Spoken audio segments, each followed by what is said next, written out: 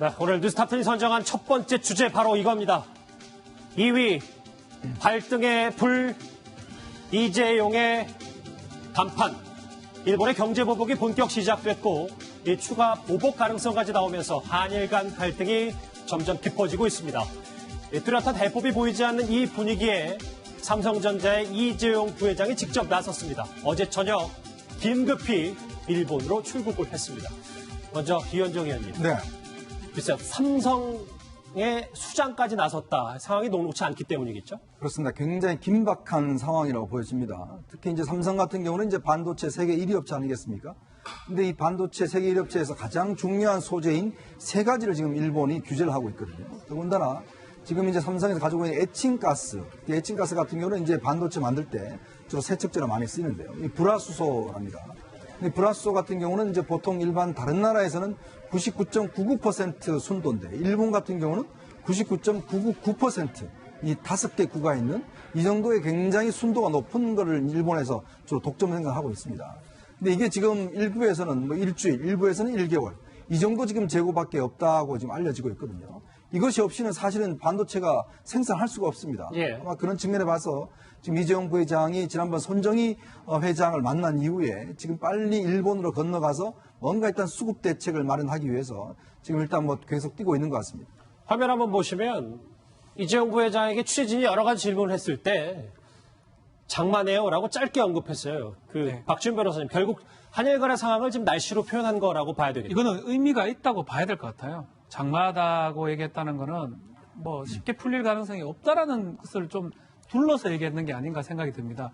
가서 뭔가 좀 획득할 건 획득하고 협상할 건 협상하겠다라는 취지지만 그렇지만 장만해요라고 얘기했던 부분은 쉽지 않다라는 말을 애둘러서 표현한 것으로 보입니다. 지금 보시는 화면이 바로 일본 공항에 도착했을 때 이재용 부회장의 모습입니다. 어쨌든 일본 취재진도 분명히 많고요. 여러 취재진의 질문에 일단 일체 대답을 하지 않고 본인 일정을 소화하러 서둘러 나가는 모습 같이 보고 계십니다. 이 이재용 부회장은 이번 출장 직전에 반도체 사업 경영진과 계속해서 대책회의를 하는가 하면 지난주에는 소프트뱅크의 손정희 회장을 만나서 일본의 경제 보복에 대해 장시간 대화를 나누기도 했습니다. 관련 목소리 들어보시죠. Do you think the Korea-Japan relations can recover soon? I don't know the politics. What can companies like SoftBank and Samsung can do to help recover the relations? I don't know the politics. 글쎄, 손정희 부회장이 진짜 모르지는 않겠죠. 김상현 평론가님, 네네. 이게 당연히 민간 메신저 정도의 역할을 하는 게 아니라 홍남기 부총리라든지 김상조 정책실장도 분명히 이재용 부회장과 결국 교감을 나눴을 거란 말이죠. 그렇죠. 근데 모든 가능성이 다 있다고 봐야 되는데 손정희 회장의 말 I don't know the politics 그게 맞는 얘기예요. 민간에서는 정치하고 엮여가지고 좋을 게 없습니다. 예. 역할은 하더라도 나는 모른다라고 로키로 비공개로 모든 걸 비공개로 가야 맞는 것이고요. 뭐 지금 이재용 부회장이 만약에 메시지를 받아서 갔다면 저는 이렇게 생각합니다. 아베 총리가 기본적으로 선거에 자신의 이익을 포기하진 않을 거거든요. 예. 그러면은 선거 이후를 대비한 메시지를 들고 갔을 가능성이 저는 크다고 보고요. 참여연 선거 이후에. 예. 그러면 이제 그거를 설득하기 위해서 뭐 예를 들어서 우리가 제시할 수 있는 안 그리고 해외의 사례 그리고 지금 아베가 오해하고 있는 강제징용과 관련된 판결과 그 판결에 있는 오해의 부분 이런 것들을 설득할 수 있는 내용들을 가지고 가지 않았을까 이런 생각이 듭니다. 그런데 김태현 변호사님, 이재용 부회장, 그러니까 원래 삼성의 일본 그 지한파 인맥들이 상당한데 그게 바로 다 이건희 회장 때부터 시작이 된 거던가요? 이건희 정확하게 말씀드리면 이건희 회장 때뿐만 아니라 그 선대회장 이병철 선대회장 때부터 시작이 된 거죠. 예. 왜냐하면 이건희 회장은 이미 대학을 알기로 와사대 대학 나온 걸로 알려져 있죠. 예. 일본에서 공부를 했었고 그리고 이건희 회장의 일본 인맥도 좀 두터운데 이병철 그 할아버지 이재용 부회장의 할아버지 이병철 선대회장 같은 경우에 애초에 이제 당시 우리나라 어떤 경제 구조상 일본의 영향과 굉장히 밀접한 관계가 있을 수밖에 없거든요. 그러니까 일본에서 선진 기술을 들어온 측면들도 있고 이병철 선대회장 같은 경우는 제가 알기로 연말 연초를 아마 일본에서 항상 보냈던 걸로 알고 있습니다. 그래서 아마 세로의 사업 구상 같은 것들을 일본에서 해왔었고 그만큼 일본과 좀 밀접한 관계가 있는 거죠. 그때 할아버지 때부터 쌓아왔던 어떤 일본 인맥 이런 것들을 이재용 부회장이 지금 동원을 한다는 건데 보시면 두 사람의 이름이 나옵니다. 예. 오른쪽에 있는 분부터 볼까요? 뭐 우시오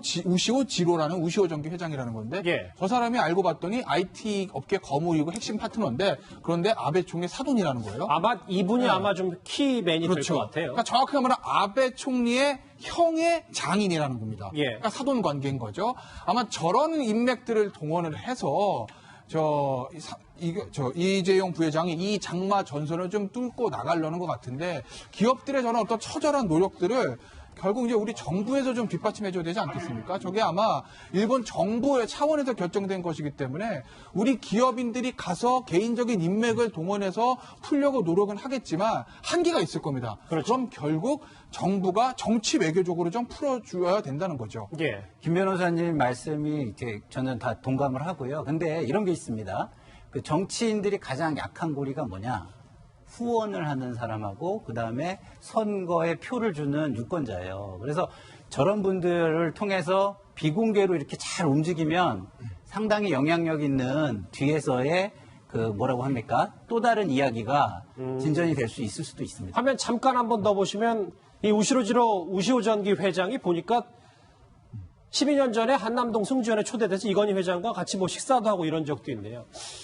이 어쨌든 인맥을 총동원할 수밖에 없는 이재용 부회장에게 지금 한국 경제가 이렇게 직면을 해 있는데 이현정 의원님, 네.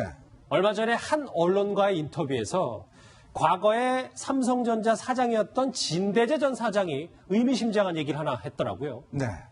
이제 어떤 면에서 보면 우리가 반도체가 어떤 세계 1위라고 이야기를 하지만 사실 우리의 기초과학 이것 수준은 사실 일본을 뭐 도저히 따라갈 수 없는 상황이죠.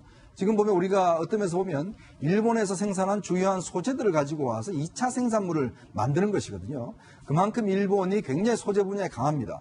그리고 지금 이제 반도체 같은 경우도 우리나라 순수 국산화율이 한 15% 정도밖에 되지 않는다고 하거든요. 나머지 부분들은 대부분 다 일본에 수입을 하고 있습니다.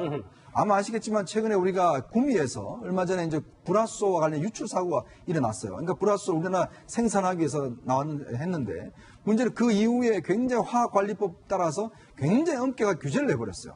이제 그러다 보니까 우리나라에서는 그렇게 생산이 잘 안 됩니다. 이제 그 상황에서 보니까 계속 어떤 일본에서 의존도가 많이 높아져 있죠. 사실 이게 반도체만 그렇죠. 화학 분야라든지 뭐 이런 자동차 분야는 마찬가지로 일본의 의존도가 굉장히 높습니다. 현재 우리가 이제 세 가지 품목에서 이제 수출 규제를 받고 있는데 당장은 이제 반도체 분야지만 예. 만약 이 범위가 넓어지면 실제로 우리의 화학이라든지 자동차라든지 조선이라든지 이런 분야에 전방위적으로 영향을 미칠 수가 있어요. 그러니까 진대재 사장이 이야기하는 것도 결국은 우리가 기초과학을 만들어서 이걸 생산해서 우리가 어떤 독립을 해야 되는데 그것 자체가 안 되기 때문에 결국 오래전부터 이런 현상들은 충분히 예견될 수 있는 상황이다. 이렇게 그러니까 이야기하는 거죠. 위원장 의원님 얘기는 25년 전에도 그 기초산업을 키우자고 했는데 25년이 지난 지금도 이 시나리오가 현실화되면 우리가 속수무책일 정도로 나아진 게 없다는 얘기인가요? 그렇죠. 이게 어떤 면에서 보면 달콤한 마지막 산출물에만 우리가 관심이 있었던 겁니다. 우리가 그동안 많은 이야기를 했지 않습니까? 기초과학 육성해야 되고 노벨상 수상자를 만들어야 된다라고 이야기를 했잖아요. 그러나 그 이면에는 어떤 면에서 보면 완제품 생산에 우리가 몰두해 왔기 때문에 사실 기초과학에 대해서는 상당히 등한시했죠. 예. 그리고 보십시오. 항상 매년 발표되는 노벨상 보면 일본이 꼭 한두 명씩 탑니다. 그만큼 일본은요, 이미 2차 대전부터 시작해서 이미 전쟁을 한번 해본 나라예요. 그 기초과학이 굉장히 발달되어 있습니다. 그렇기 때문에 사실 일본을 이기기 위해서는 정말 어떤 면에서 우리가 기반을 다져야 되는데 이제 그런 노력 없이 그동안 계속해 왔기 때문에 어떤 면에서 보면 이것은 예견된 사태다. 이렇게 지적을 하는 것입니다. 자, 그런데 어제 아베 총리의 발언 한번 주목을 해봐야 될 것 같습니다. 화면에 이 내용이 있어요. 그러니까 일본의 수출 규제 조치에 대북 제재, 그러니까 우리가 이렇게 지금 강제징용 문제도 국제적 약속을 안 지키는데 대북 제재도 안 지킨다. 이 관련 수출 관련도 그 문제가 있다라는 얘기를 하고 있어요. 예, 그렇죠. 그러니까 저 얘기를 잘 보면 강제징용 문제 때문이다라는 말을 사실상 본인이 이야기하고 있는 거 아니겠습니까? 예. 그러니까 이게 그 자국의 안보라든가 이런 거는 저기에서 출발해서 그 논리를 확장시키기 위한 하나의 자기의 그 방법일 뿐이지 그 실제적으로 이거의 문제를 삼고 있는 건 강제징용 문제다라는 말이 저기에 드러나 있는 겁니다. 강제징용 문제에 국제적 약속을 지키지 않았기 때문에 다른 것도 안 지킬 것이다라는 어떤 추정에 의해서 지금 저런 보복적인 조치를 하고 있다라는 얘기잖아요. 대북 제재까지 끌어들이는 아베 총리인데 방금 전에 잠깐 저 밑에 그래픽으로 나갔었는데 NHK가 글쎄요, 뭐 일본 정부의 말을 빌어서 추가 규제도 할 수 있다, 추가 보복도 할 수 있다, 뭐 이런 얘기까지 하고 있습니다. 그런데 오늘 오후에 그동안 특별한 언급을 하지 않았던 문재인 대통령도 일주일 만에 이 일본의 경제 보복에 대해 입을 열었습니다. 같이 들어보겠습니다.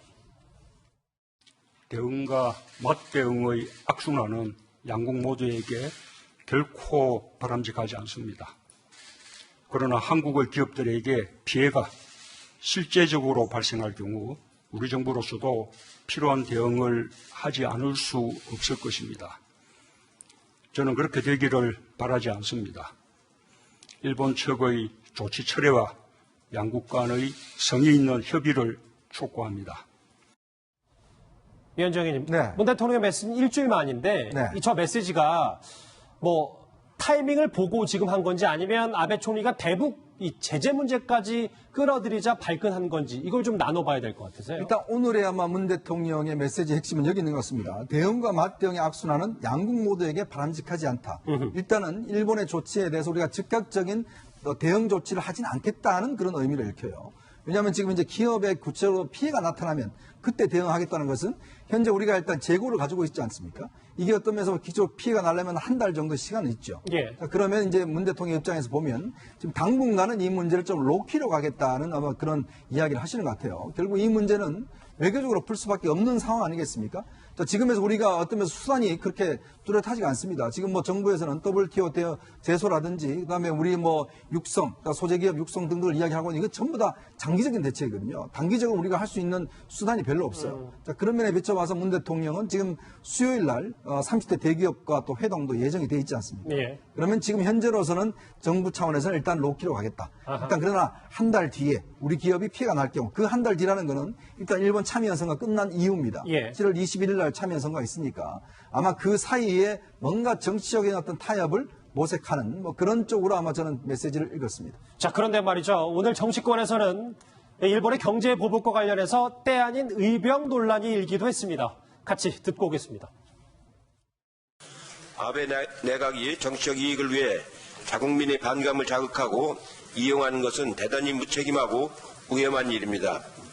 일본은 반성과 사죄, 기금 조성의 경우와 국제 사례를 참고하여 한일 양국의 미래지향적인 관계 개선에 나서야 하겠습니다. 여당에서도 부랴부랴 특위를 만든다고 하는데 의병을 일으키자는 식의 감정적 주장을 내놓는 것은 바람직하지 않습니다. 한일 감정을 자극하는 것이 국익에 도움이 되겠나 하는 생각이 듭니다. 예, 박준 변호사님죠. 황교안 대표의 의병을 일으키자는 식, 저 표현은 동일하십니까? 일단 최재성 의원을 중심으로 뭐 특별 대책위원회를 이제 국회에서 출범을 한 거죠. 예. 하는 상황인데 글쎄요, 뭐 여당, 야당 계속적으로 이 상황을 정략적으로 서로 이용하는 모습이 보입니다. 뭐 의병이라는 표현 자체가 글쎄요, 뭐 조선시대 임진왜란 얘기를 하는 것처럼 보이는데 예. 지금 상황에서 저렇게 싸우는 것보다는 같은 얘기를 좀 하는 게 필요할 것 같은데 그런 부분이 뭐 여당도 마찬가지지만 야당도 같은 목소리를 못 내는 모습이 일본이 봤을 때 더 편하다는 생각이 들 것 같아서 제 개인적으로 조금 그런 부분은 안타깝습니다. 정치권에서도 머리를 맞대야 네. 된다는 말씀이시고 어쨌든 발등에 불이 떨어진 현 시점에 이재용 부회장이 일본으로 건너갔습니다. 이 소식 첫 번째 주제로 짚어봤습니다.